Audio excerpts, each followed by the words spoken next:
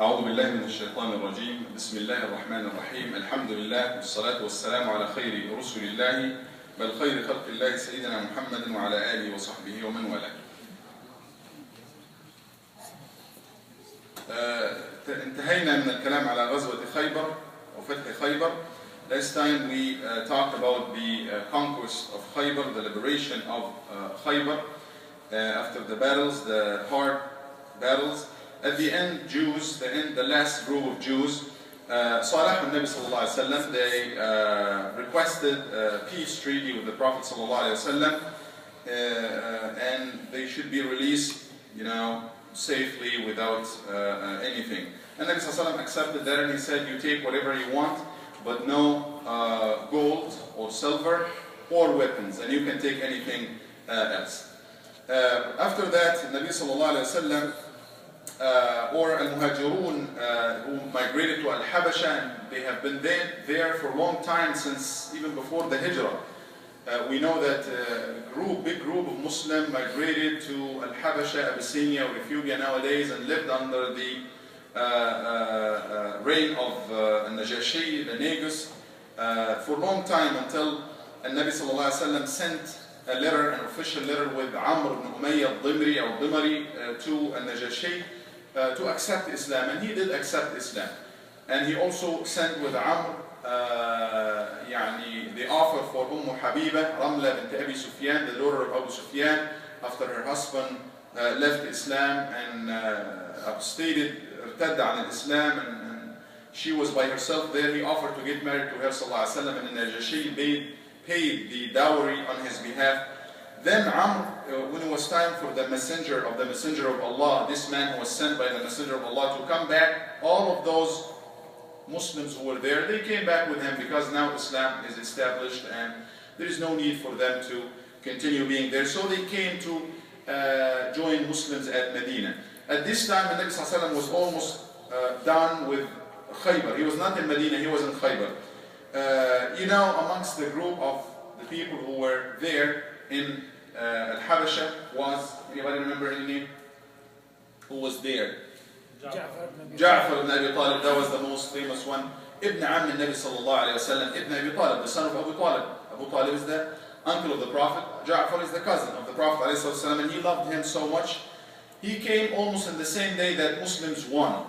And he said, قال صلى الله عليه وسلم والله ما أدري بأيهما أفرح بفتح خيبر أم بقدوم جعفر. He said, by Allah, I don't know which one is more pleasant to me, the victory that we just gained right now, or the return of Ja'far. He was so happy عليه الصلاة والسلام حتى لما قسم ما أخذوه من خيبر أعطاه سهما. He gave him a share in what they got of Khaybar as far as the booties of war and so on. And Muhajirun, they got so much money, mashallah, in this battle, that was enough for them to make them, almost the first time they started saving some money or having some property, that they رَدُّوا إِلَى الْأَنصَارِ مَنَائِحَهُم, they started giving back for the Ansar, for the residents of Medina, all the money, they give it to them. Some of them give a piece of land to work on, some palm trees to take care of and to make some money off. They give them back all of that after they got this money.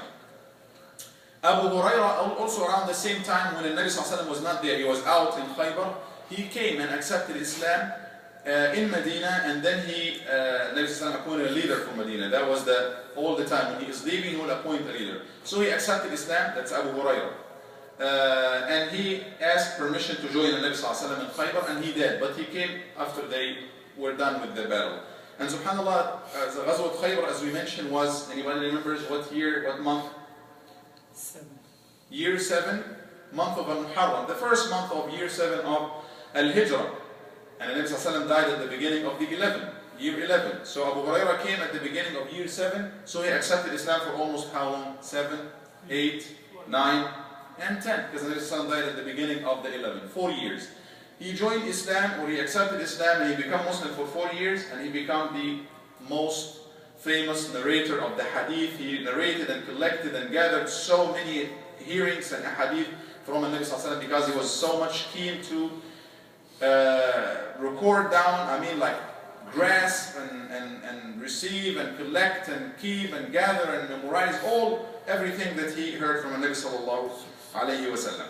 So Nabi Sallallahu gave the peace treaty that was requested by Yahud to them, he gave it to them. Later on they gave him another option. They said, well, if you can allow us not to leave, but stay here, and we know this land better than you, we work on it, and we take half of whatever comes from it. فقبل منهم النبي صلى الله عليه وسلم. He said, all right, you stay here. على أن لي أن يعني أجليكم متى شئت. But I still have the right to send you out whenever I want. فظلوا على ذلك يعني they worked fine and everything was fine until the time of Umar when they started making trouble again. Because that's what happened. They made trouble in Medina and Nabi Sallallahu Alaihi Wasallam ended up sending them out of Medina. They came 170 miles outside Medina, Khaibar. They made trouble and they gathered tribes to fight against Muslims. He came to them, he fought against them, and he won Sallallahu Alaihi Wasallam. And they asked, all right, we'll be fine, and if you can just allow us to stay here and we will work, and half of whatever comes of this land will be for us in return for our work in it. He accepted from them and he said, we retain or we keep the right to send you out or kick you out of this land when we want. أجلاهم عمر رضي الله عنه لما سلكوا طريق الشر والخبث, when they started making evil and trouble and so on. Now, after that, Nabi Sallallahu Alaihi Wasallam was invited by امرأة سلام ibn Mishkan, the wife of Salam ibn Mishkan. He was invited to a meal, and he assumed everything is fine and peaceful and so on. فدعته إلى شاة وحشتها سمًا. It was stuffed with poison, very strong, heavy poison. And لما علمت أنه يحب الذراع, she knew that the Prophet ﷺ likes much the leg. So she stuffed the leg with so much poison. فلما لاكها النبي صلى الله عليه وسلم, he just got one bite out of it. By tasting it and started chewing on it, he said لفظها صلى الله عليه وسلم. He spit it out and he said إنها مسمومة. A couple of companions ate with him عليه الصلاة والسلام. Later on, one of them will die. And when he called the lady, he said, you just invited us, what is wrong? Why did he do that? She said, قلنا لو كان ملكا يعني استرحنا منه وإن كان نبيا فلن يضره. We said that if he is somebody who's just coming to assume kingdom or dictator or something, we get rid of him. But if he is a prophet, he will be safe. Allah will tell him or something. That's it. فعفى عنها النبي صلى الله عليه وسلم. Knowing that, and Nabi صلى الله عليه وسلم, at the beginning he forgave her, or he let her go. But after a while, Bishr ibn Bara ibn Ma'ruf, the man who ate with him, he died. فقتلها النبي صلى الله عليه وسلم قصاصا وحدا. After the other person died, the Nabi صلى الله عليه وسلم had to implement the prescribed punishment for that, for killing, purposefully killing, intentional. It should be killed. فقتلت هذه المرأة. Right after that, the people of Fadak, which is like a village or a group, a tribe of people who live eastern of Khaibar, 2 days away from Khaibar, by the speed or travel of that day, when they heard about what happened to Khaibar, he sent them, before that he sent them a letter, to present Islam to them and so on. But after they came to know that he is almost so close to them and he won in Khaibar and so on, لما سمعوا دخلهم الرعب وطلبوا أن يعامل بهم أو يعامل بهم معاملة أهل خيبر. They asked to be dealt with in the same way the people of Khaibar that he did with the people of Khaibar, and he accepted from them. That's Allah. The other tribe or the other group of Wadi al-Qura, people who are living in the valley by the name of Wadi al-Qura, Nabi Sallallahu Alaihi Wasallam, had the intention to go to them, and he went. He marched towards them. They were mostly Jews. He called them to Islam. فَلَمْ يُسْلِمُوا. They did not accept Islam. وَلَمْ يَسْتَسْلِمُوا. They did not surrender, because again Islam has to be so clear in our mind. It's not like Islam is like Christianity, like this, like that, and we live together. Islam came to rule, to judge. But we should not confuse things. We are here not to make Islam rule, because Islam should rule. If there is a ruler, there is a state, there is a leader, we have army, we have all of that. That is it. Allah subhanahu wa ta'ala revealed Islam لِيَحْكُمْ بَيْنَ النَّاسِ. So it will judge, it will rule. That's the religion of Allah. We believe that. That's the land of Allah. That's what we believe. But if we live like that in here, we respect the laws of the country that we live in and all of these things. We should not confuse things together. So this is the Prophet of Islam. Religion of Allah is revealed to him. He is assigned by Allah subhanahu wa ta'ala to enforce the rule of Allah subhanahu wa ta'ala, which is all just, to everybody. He invited these people, you either accept Islam or leave us alone with people. So they did not accept either way, and they were ready for fighting. فبرز لهم النبي صلى الله عليه وسلم للقتال. At the end of the day, he won against these people. ثم طلبوا أن يعامل بهم معاملة أهل خيبر فقبل منهم. They asked the same thing, to be dealt with like the people of Khaibar, and he did the same with them. Same happened with the people of أهل تيماء. They were mostly Jews as well. صالحوا على دفع الجزية. They had the treaty with the Nabi sallallahu alaihi wasallam that they will pay al-Jizziyah. And let's talk a little bit very quickly here, even though it's a big topic about al-Jizziyah. Some non-Muslims pick up on Muslims as far as al-Jizziyah and how you guys take money from people, and Allah said قاتلوا الذين, fight against them until they pay Jizziyah عن يد وهم صاغرون. There is nothing in Islam to be shy of or from. Al-Jizziyah is mainly, very quickly in Islam, it is to be paid by people who, it's a contract between Muslims and a group who live under the state of Islam. And at the beginning of Islam, no non-Muslim was allowed in the Muslim army because Islam is still in the beginning. It's nothing new like today. Here in the United States, not everybody is allowed to assume or to be in certain key positions, federal positions, and to speak clearly about the position of residency. Even if he is an American citizen, if he is naturalized, he cannot be an American, the president of the United States. You have to be born here on the land, on the mainland of the United States. That's the rule. So at the beginning also, no non-Muslim was allowed in Islam because the level of trust, especially at the beginning of Islam, was not that much in anybody who is not Muslim. So these people will live under the rule of Islam. Fine. They have to pay حق الدفاع الوطني. We're not going to quote any Muslims nowadays. What his name, Dill Durant, in his book of قصة الحضارة, the story of civilization, and Adam Meets in his book also حضارة الإسلام والحضارة الإسلامية, the Islamic civilization, they talk about this.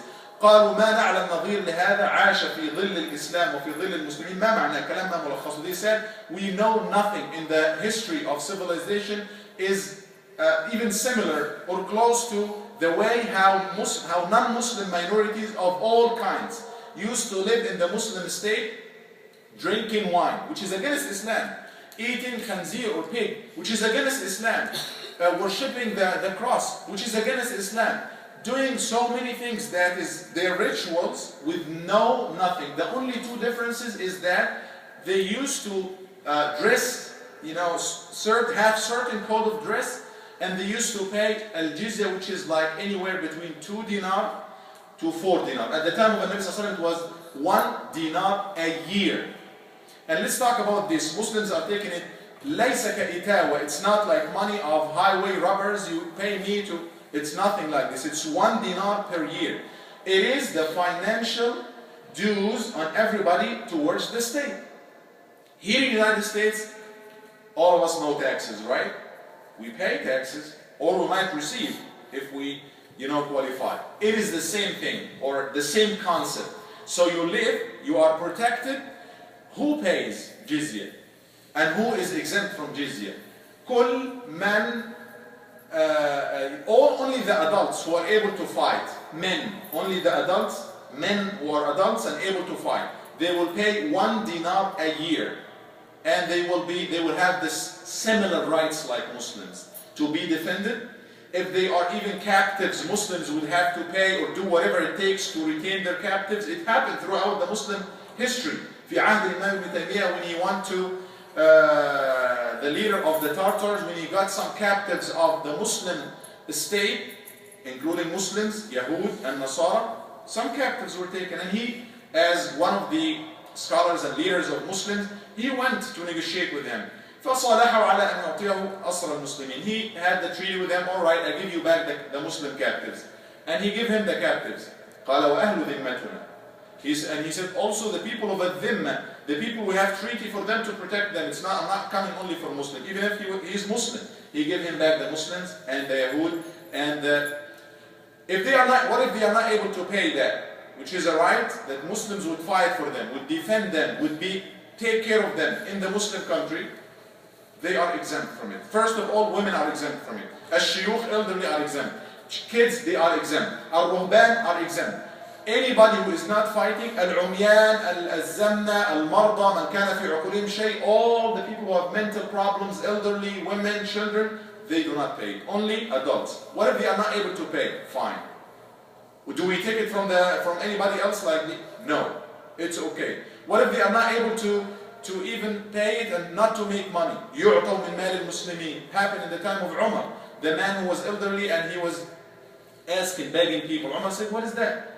He said, he's begging people. And so he said, give him from the money of Muslims. Give him from Bayt Mal al-Muslimin. They give them money. So many stories and so many things like that. أهل ذمتنا كأهل ديانتنا. Nabi Sallallahu Alaihi Wasallam, so many ahadith. He said, they have the same rights like us, or something to that extent, that like the man khafara dhimmatan, whoever breaks the treaty with these people, فأنا حجيجه يوم القيامة. I will be against him. I will have a case with him in the day of judgment. فالجزية هي شيء لو علمه المسلمون قبل غير المسلمين. This is something, if we really closely study, we will understand that it is something for Muslims, not against Muslims. It was not started by Islam. It was not even in the Bible. Matthew, the first of the narrators of the Bible, he كان جابي كان عشار يعني يجمع العشور يعني جابي ضرائب أو جابي جزية. He was working for that. Even Jesus, عيسى عليه السلام, قال في الإنجيل قولته المشهورة المعروفة دع ما لقيصر لقيصر وما لله لله, حتى الناس يسيئون فهم هذه العبارة. Let what belongs to the Caesar to Caesar, what belongs to God to God. Belongs to Caesar. He's talking in this verse in the Bible about Jizziyah, about the money that people used to pay for the king or for the country. And he himself paid Jizziyah. Jesus, peace be upon him, he paid this right, or financial right, to the Roman king at his time. And he was urging people to pay it. And he was, it was known in all the other religions. Islam came to make everything. And Muslims also paid, by the way, but Muslims paid under a different category of a zakat. You pay 2.5% of your money, which in most cases is much more than a jizya. So very basically, it's the financial right of anybody who is non-Muslim living in the Islamic Ummah. What is the meaning of وَهُمْ صَاغِرُونَ? Muslim came to subdue people? No, صَاغِرُونَ لِحُكْمِ اللَّهِ. We are Muslims, right? We know that Allah has the right to judge and all of that in Islam. We live in the United States. We swear that we follow the rules of whatever of this country. نحن صاغرون لحكم هذا البلد. Not in any negative sense.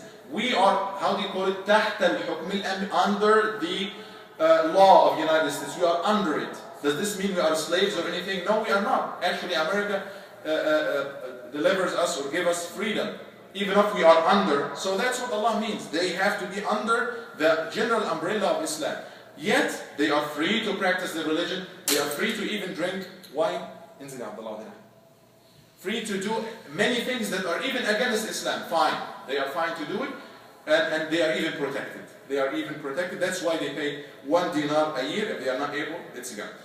Just to conclude by this, before we move to the next topic, inshallah. At the end, one of the captives who was taken was Safiya bint Huyay ibn Akhtab. كان سيدة بني قريظة وبني النضير. كانت في عند دحية بن خليفة الكلبي. This lady Safiya, she was one of the ladies taken as captive in the war of Khaibar, and she came to be in the share of Dihya ibn Khalifa al-Kalbi after Nabi Sallallahu Alaihi Wasallam permitted that. The companions, they suggested to Rasulullah, قالوا يا رسول الله إنها لا تصلح إلا لك.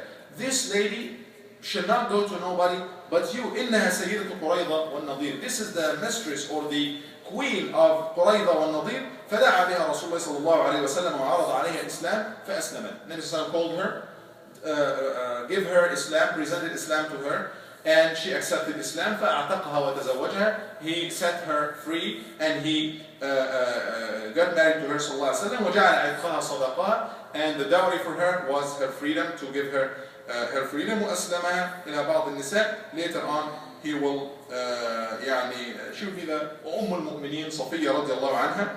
And little thing that to conclude by, some wives of the Nabi Sallallahu Alaihi Wasallam, they used to say, well, this is a Jewish lady, they had this jealousy between them. They used to say, call her the Jewish, because she was from a Jewish family. Her father was the leader of Jews. she complained to Nabi sallallahu alayhi wa sallam, يعني, the other wives, they are saying that. He said to her, if they said that again, tell them, my forefather is Musa alayhi salam, and my uncle is Harun alayhi salam. Tell me, talk to me about who is your father and who is your uncle, because she is from the lineage of Prophet Musa and his brother Harun. So قالت كانت تقول لهم, my father is Musa and my uncle is Harun, like the forefather, the foreuncle, the grandfather or so. So who are your, tell me about your fathers. Actually their fathers were mostly idol worshippers or so, some of them. أقول قولي هذا وأستغفر الله العظيم لي ولكم وصلى الله على سيدنا محمد وآله وصحبه.